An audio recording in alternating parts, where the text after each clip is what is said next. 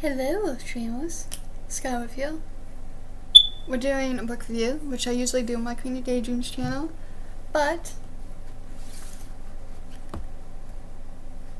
these are the RWBY books, so we're doing it on Sky with an 802. Alright, after the fall and before the dawn, this is what we're reviewing. Okay? After the fall first. Love this book.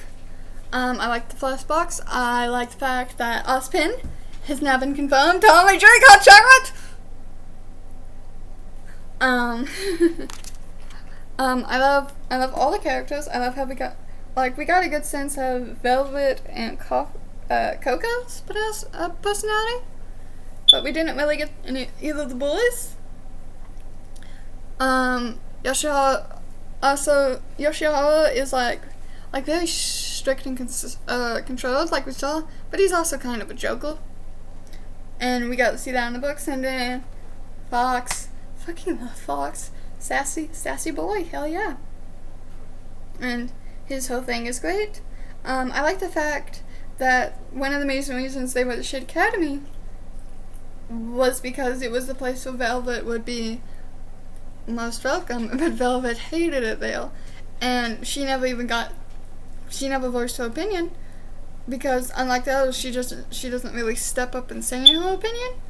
She kind of waits for someone to ask, but sometimes you can't wait for someone to ask.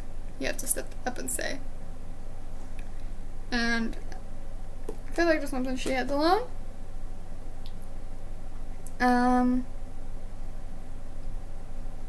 I like the fact that Velvet keeps some of her pictures basically sacred after the Fall Beacon.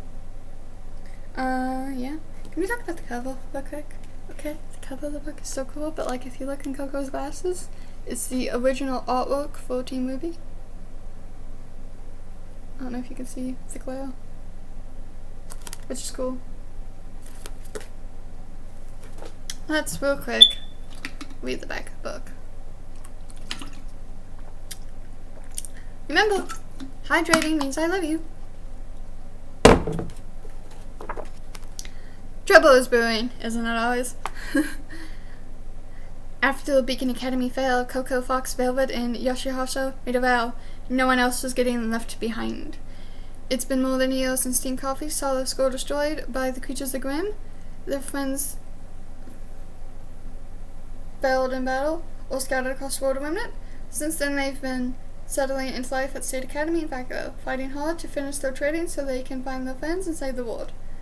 When a distress message comes into Shade asking for huntsmen and huntresses to defend refugees from another extreme of Grimm, Team Coffee answers the call without hesitation. But in the heat of the desert, they're forced to relive their former battles, both from the Fall Beacon and everything that came before. So, like, Volume 2, do y'all remember when they came back from that mission? That gets explained. Well, that was cool. Also, we get a flashback to the Fall Beacon and an interaction between RWBY and Rice and Team Coffee, which was cool. We also see, we get to see how Glinda's handling reclaiming the beacon, which we haven't seen on camera, really. And, we also see it's more obvious Glinda's pride in her students. Now maybe Coffee's just a favorite of hers, but it's quite more obvious. And, yeah. I thought it's completely gone. I just did the Volume 8 ramble. Oh my god. Yoshihara, so the thing with his semblance, he can mess with memory. Spoiler alert. Sorry.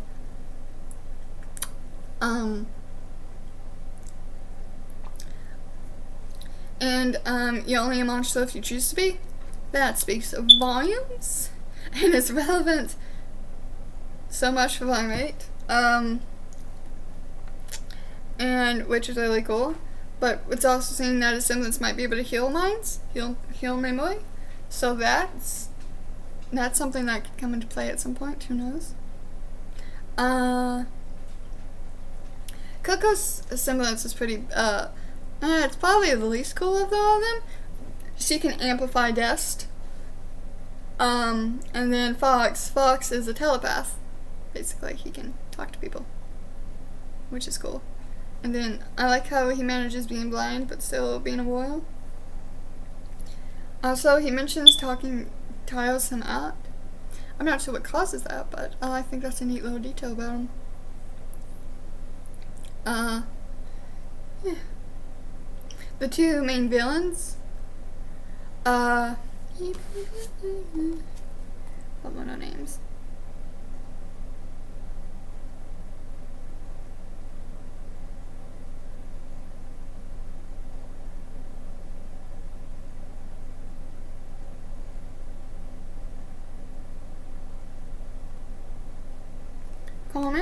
Coleman was the goal. And then the boy's name was... The guy's name was like Blacken or something.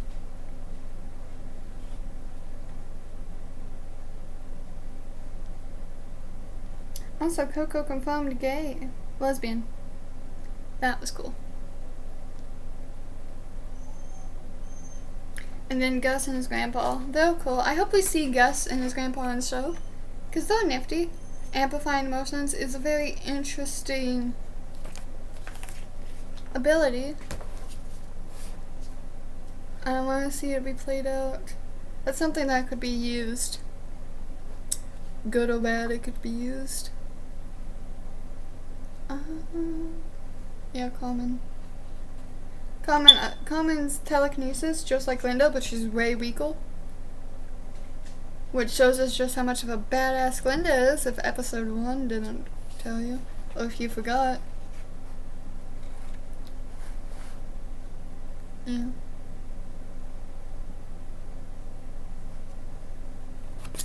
And then Sun's team joins at the end of this book, which is really good. And we see one more thing about this book. Fox mentioned something about it doesn't want his death to be random. I like that. That is powerful as hell. My throat hurts, guys. File thing, do you mind? I'm recording a goddamn video. So here you have this one. And the back of the book designs a lot like them. I like this. I have quite a lot to say on this one. But you see, if you compare the two back of the books, you got Coffee's colors over here and then Sun's colors over here. Alright. Let me take another. I've been talking for over an hour.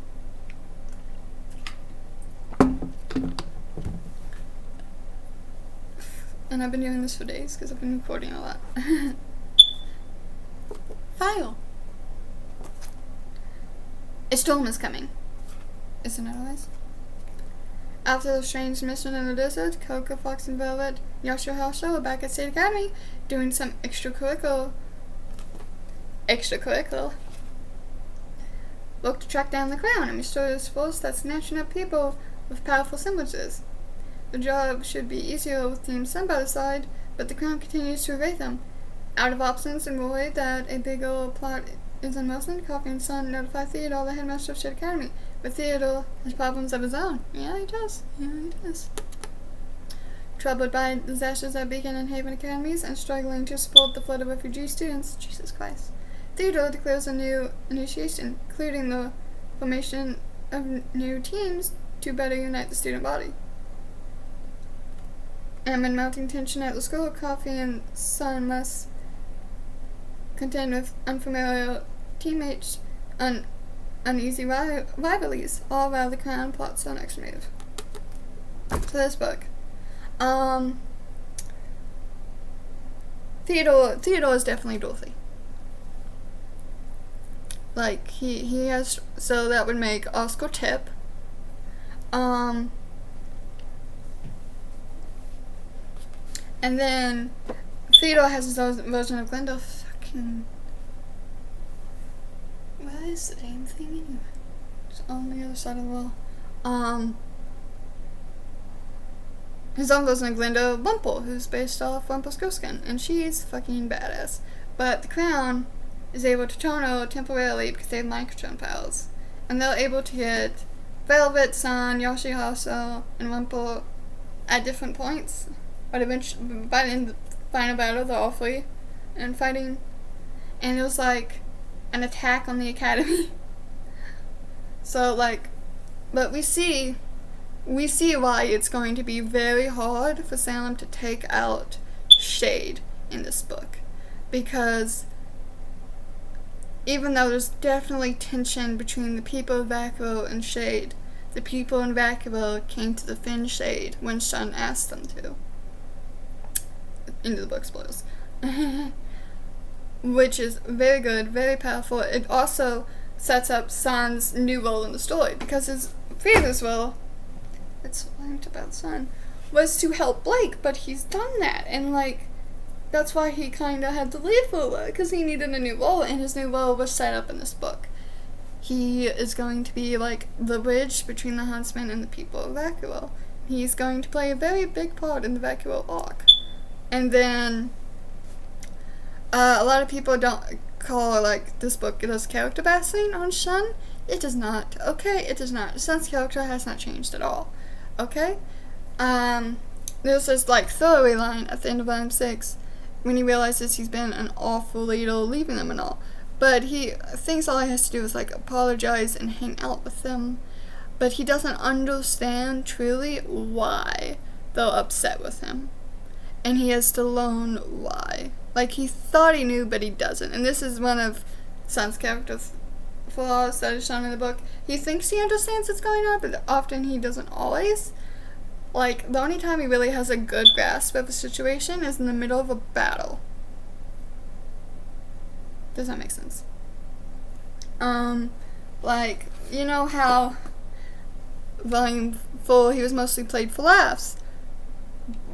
His antics aren't played for laughs. Everyone's getting on to him. And he's not quite understanding why they're so mad at him. Neptune's Scholar and Sun. Neptune's kind of like been forgiving, but also been acting weird. And seems like kind of extra clingy. And then Scholar's just pissed, and Sage doesn't have a chapter, has like, what, 3 lines, is mentioned twice. Sage isn't brought up in this book, and that's really the only gripe I have of it. Is there something going on with this character? Are we holding everything until the moment we want this character to shine? Or is he just here to be there?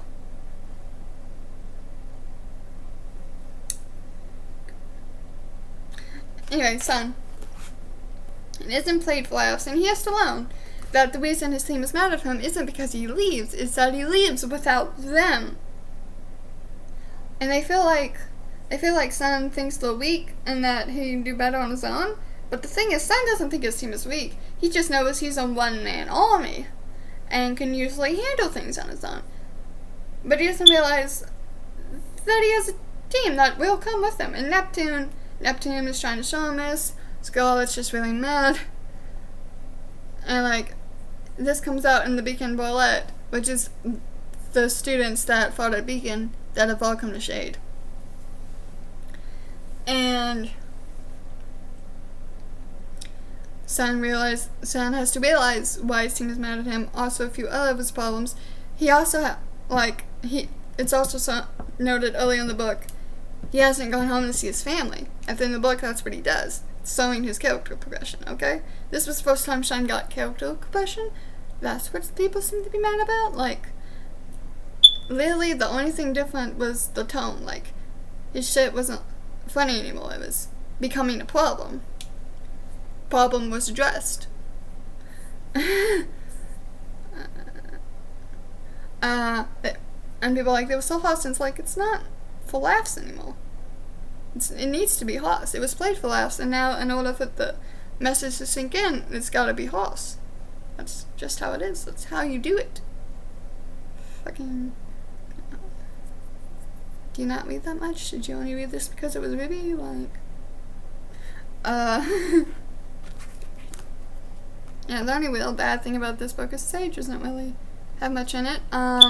Neptune, we learned that Neptune isn't just afraid of water, his semblance has to do with water.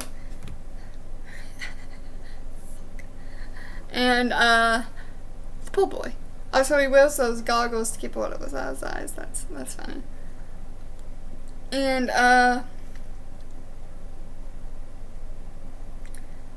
we see a little bit of Neptune's childhood, which is cool. And then we also see, a little bit of Scarlet's perspective. Mostly his thing was Sun. And, like, he was really sick of Sun, but then when the whole thing happens, well, all the groups are messed up, it allowed Scarlet to see bad leaders and good leaders, and he realizes Sun's okay. He's not as great as, like, Coco, but he's better than other leaders that became leaders in the, books. And he's gonna hold Sun to his will, and Sun needs someone to hold him to his will, and that's Scarlet. And then Scarlet also is having this relationship.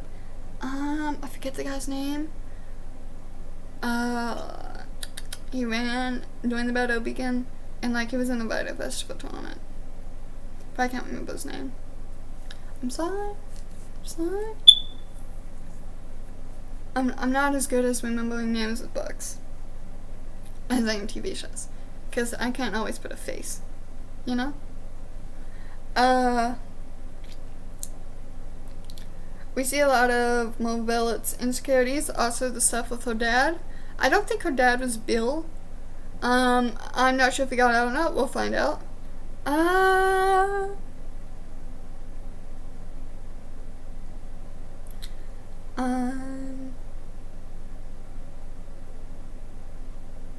The crown. There's a lot of mystery around Vacuo's history, and also there's the fact that literally, if you go to page 4, like I saw it screaming about this. Sun's tree is the magic tree. I made a video about this. He'd seen it once when he was traveling with his clan across the vast Vacuo desert, looking for a new place to live for a while, when the previous settlement had become too attractive to Graham. Sun, only 7 at the time, had been frustrated. We should stay and fight. Why don't we? Not everyone here is as strong as us. His older cousin saw Dazzling, put a hand on his head and ruffled his spiky hair. Oh, as hot-headed as you. Oh. She yanked her hand away and shook it, pretending to blow on it. Despite herself, Sun grinned. He wouldn't be that easily distracted. I'm tired of running. We should pick a place and stay, though. Keep the Grim out. We're on our own out here. Most of our clan doesn't know how to fight, and they aren't interested in learning. It's not how we do things. Maybe if they had learned, more of them would be alive. He hated the way his voice trembled. Stop pretending not to notice. One day what you want may come to pass, but not today. Try and get some rest. He took her advice, the way he usually did, but just as he drifted off to sleep, he spotted the tree. Its leaves had a golden glow in the evening sun. The sight had filled him with a strange peace, a sense of purpose that he hadn't felt in a long time. That's the perfect place to stop, he thought. I would defend a place like that to my death. Why are we still going? He drifted off to sleep, and when he woke up, he asked all about the tree. She didn't know what he was talking about. No one did. It seemed no one else had seen it either. You must have dreamed this, she said. It sounded like a nice dream. I didn't. It was real. From that time on, the tree had been his alone. He remembered every detail of it vividly, too vividly, for it to have come from his imagination. He remembered it better than he did his parents' faces. And whenever he pictured it, he felt the calm again, the purpose. It had led him to discovering his siblings via Sun.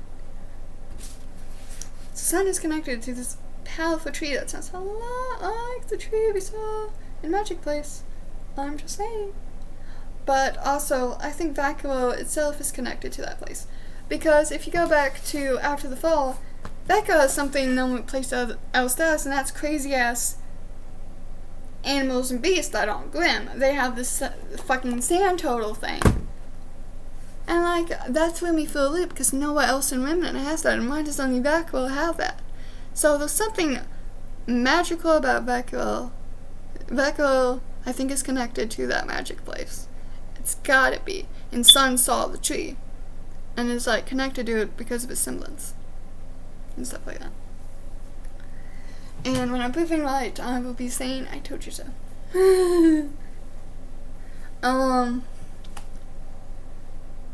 Yeah.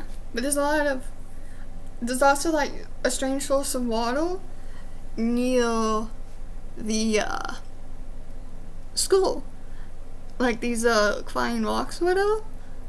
And I'm thinking the water's gotta be from underneath the school. And everyone's thinking like the sword is gonna be Excalibur, and isn't there like some lady in the lake?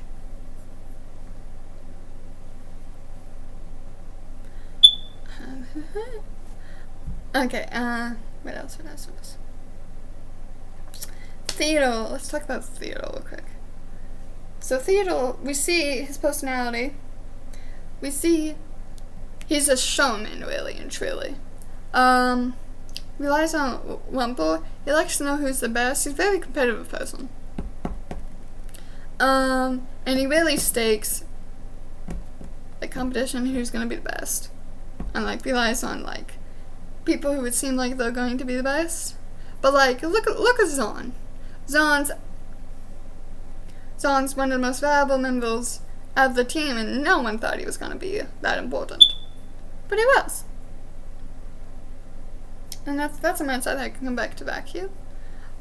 But also come back to bite you. But also we see he tends to listen to others around him and take their opinions, particularly Wumple, which the crown uses against him in this.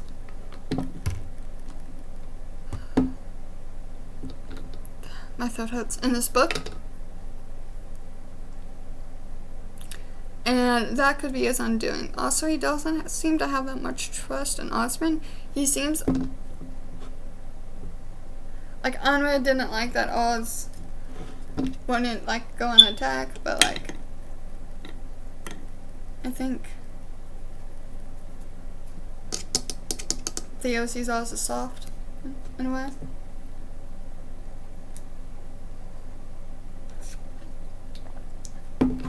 But I like Theo's little RWBY gloves that have gravity dust. Those are cool. And I really just want to see him punch Salem just once. Yeah. But like the crown, the twins, Jack and Jewel, a terrific way to start off the little story. Jack and Jill went up a hill, Jack fell down and broke his crown, and Jill came tumbling after. It says like Jack is weak. Jack and Jill, he's pretty weak. He's only strong because Jill is strong and is able to share her strength via her semblance. And he has a crown. He thinks himself very powerful. And like, so does Jill, but it was stated Jill could have been a great huntress if not for her brother. And we get a bit from her brother's point of view. And he's a straight up psychopath. And like, he decides he's gonna fight to the very end. And Jill doesn't want him to die because she loves her brother, and that's her biggest flaw, is how much she loves her brother. And so she helps Joshua Harshaw to defeat him so he doesn't fight to his death. And it looks like his whole mind got wiped. So maybe like he'll be better now, maybe not, who knows? But we also get a new tad bit of information about Grimm. Grimm are attracted to aura. And something about negative emotion seems to enhance that.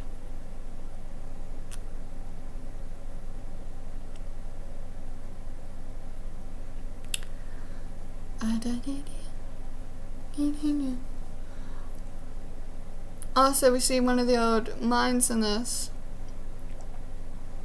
I thought it so much. Book. Which is cool, and I think that's going to come back into play. Because, like, Atlas is gone, so, like, Vacuo, it only has Vacuo to get this swim.